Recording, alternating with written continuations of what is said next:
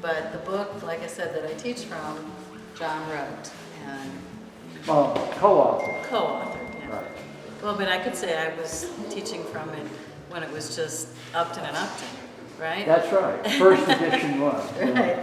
So, anything else you'd like to know or ask? I What's know the a lot of you reactions guys. on what you're looking at? You guys asked about cameras. Can you guys give me some reactions on the photographs? You studied some of the artists, right?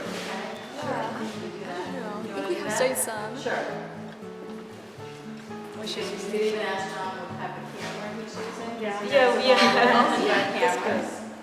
What kind of camera, megapixel you want to. 51 megapixel. It's a Fuji film, medium format digital camera. And mainly the only reason that I'm getting one is that I really have an idea of some very large prints I'd like to do, which I could without camera. So, And you've been shooting with the Sony. but it's expensive, huh? You were shooting with the Sony before A that? Sony, yeah, A7R2. 702. Single lens. Yeah, and it's a very good camera. Good quality. But I just wanted, again, make some larger prints. That's all. What camera were they shooting with? When you first started, the first year, you could only use one camera, 4x5. So you had to have a tripod and a 4x5 view camera. And so it made the process very slow, but that was Ansel's idea. What artist did you really like? John. Of some of the prints from the 50s and the 60s. You can go over to We're John's looking at? pictures over here. What about it that you really liked? It's How about did it life. touch you? So talk about What did it. it feel? Life and I'm not sure about it. And I just touched by this. It's about born or something. It's about life, fresh and new life and something coming. What do you think is? Well, at the time, my interest in working this way, and as we mentioned earlier, it's slightly out of focus, that was intended, was I wanted to work with the new, and in terms of sort of a cubist approach, a much more abstract approach, and less concerned with defining or describing the human form. I was less interested in that, but using the body and its volumes and shapes was what, the direction I was kind of moving at the time. And then that picture down below was clearly the influence of Edward Weston. I'll tell you a little story about this. One of the things that led me to, choose photography, fine art photography, was while I was in high school, I was beginning to read books by Ansel Adams, Edward Weston, anything the school library had. And then one day I was sort of running out of the books that they had, and my parents were very good about things. They bought me a Weston book and an Ansel Adams book and whatnot. But I was sort of running out of that. So I went to the Los Angeles Public Library and was looking through their collection of books, especially, again, by Weston and Adams. And the librarian looked at me and she said, well, you're really interested in photography, aren't you? I said, well, yes, I am. She said, well, let me show you something. We just got this. It was a portfolio of original Edward Weston prints. And she said, now, you can look at them. So I just was able to take them out of the portfolio case and look at them one by one. And I think that 20, 30, 40-minute experience, whatever, how long, I can't remember how long it was, but I think that's what led me to make the decision of what I wanted to do in life. It was just that, I think this happens to a lot of people. Something happens at a certain point in your life, you say, that's what I want to do, and then you go forward with that. And that's your aha moment, and you got an opportunity to learn under him also. So Yeah. how wonderful is that? Right. Myron White once said to me, he said, John, you have the ability to be standing in the right place at the right time. You know, and he was correct. I was. How long have you been averaging in photographs? This is a beginning digital class, and we came because John was going to share about his experience being a student, and we know his experience about being a professional because I'm teaching from his book, but so you know there are things that they can learn from him and see what an amazing career he's had. I was one of John's students. Oh, okay, there you go. 1969. 1969 Wow. at Orange Coast College. Right. Wow. Wow. We should introduce this gentleman. Take my jacket off. Dennis Harkins. He's the president of Orange Coast College. Oh. Yeah, speaking of Orange Coast. And a photographer. And And a photographer. photographer, there you In go. fact, my teachers, some of them taught John's teachers. That's right. And John is a great inspiration to us all with his photography. He's very active in photography today. He's lectured all over the world and is well respected. I know that Kim and I had the opportunity to go to China with John, and John lectured at the Beijing Film Academy, and he was truly a rock star. They were excited by him. They were using his textbook, and he was Yeah, an there is inspiration. a Chinese edition of the textbook, right? Yeah, I had a guy, you know, my interpreter, we all three had interpreters, and once our little interpreter found out who John was, she dropped me like a hot potato, and she was John's interpreter, and, you know, Anne has continued through her photographic journey by coming Right. to the U.S. and getting a master's at Florida State. Currently working on her doctorate. Currently working on a doctorate, so it was great inspiration, so absolutely.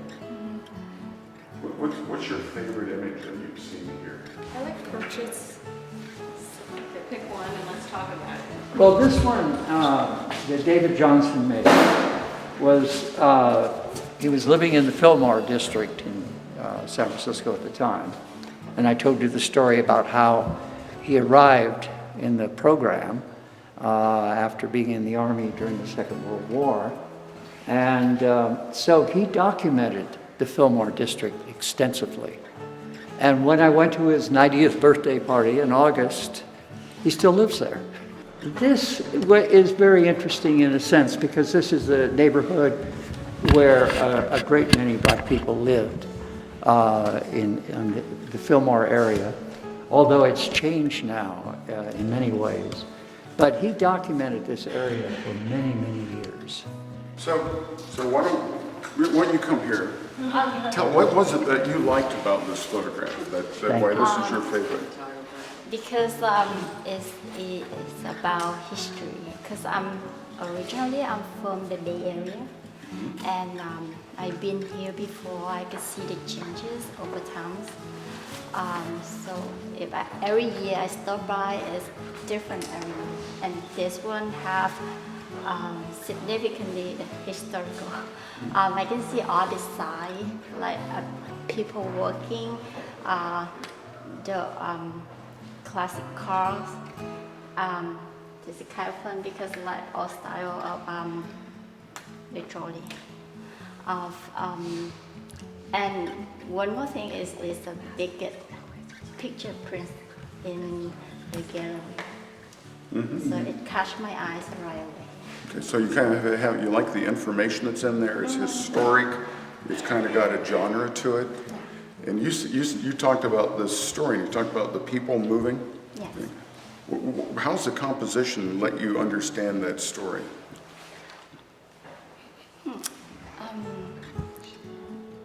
I think it's like the fashion, like the people like clothing, the background, and it's interesting. Like it's the intersection.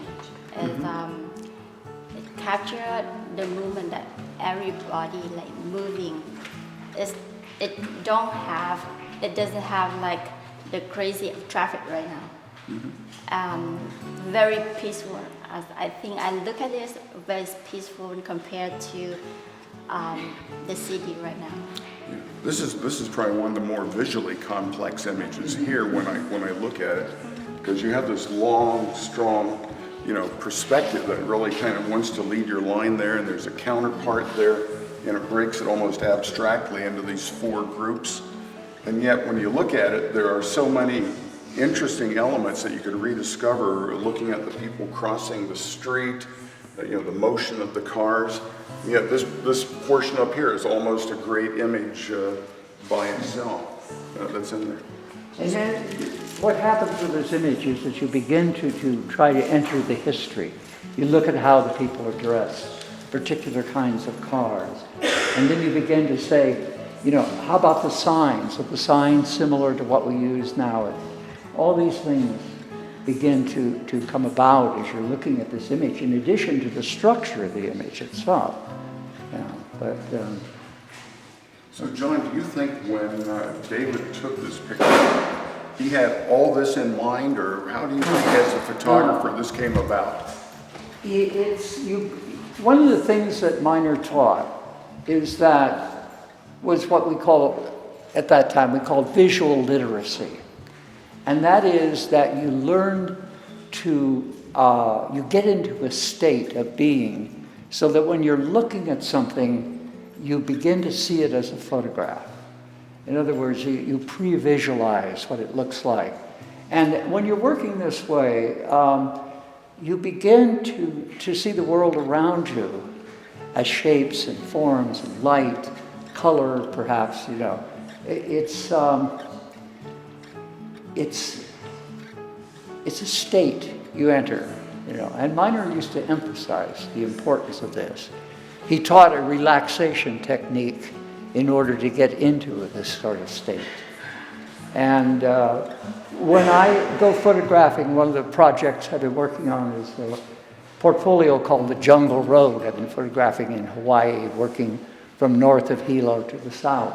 And when I go out with my camera each day, I still enter that state. I start walking down these trails, and then, I don't know how to put this, but it's like the imagery as it will look in a photographic print.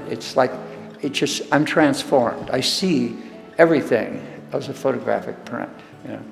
As I move, the space that would be in the photograph is the way I see space. So, it's a state that one can get into, one can enter, and work that way. I'll tell you an amusing thing about this.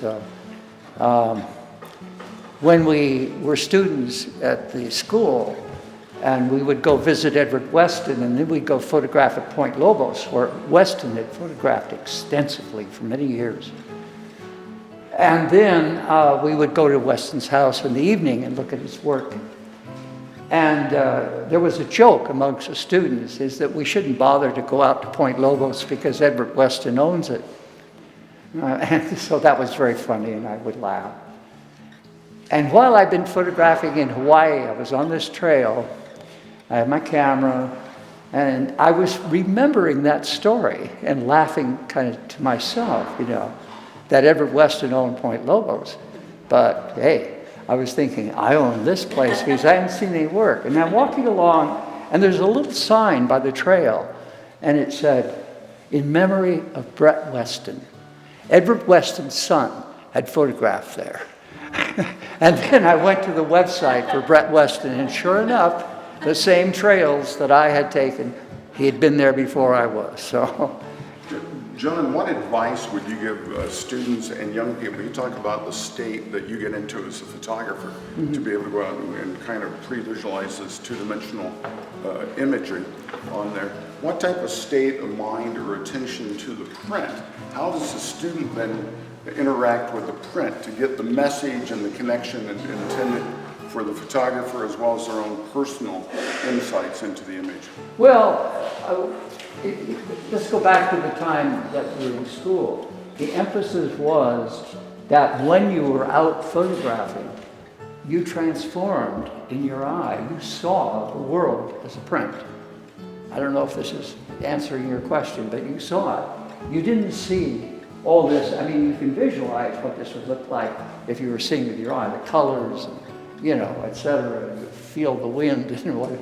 But what you learned to do was to what Ansel called pre-visualization, and that is seeing a completed image as you're looking at the subject itself. And that's something that a great deal of emphasis was put on when I was in school.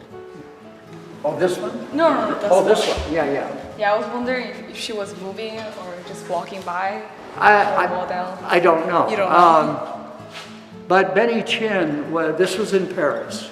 Oh, wow. And again, as I said, you know, a lot of these photographers who went through the program returned to Europe and photographed there. And this is one of the things that Benny Chin did.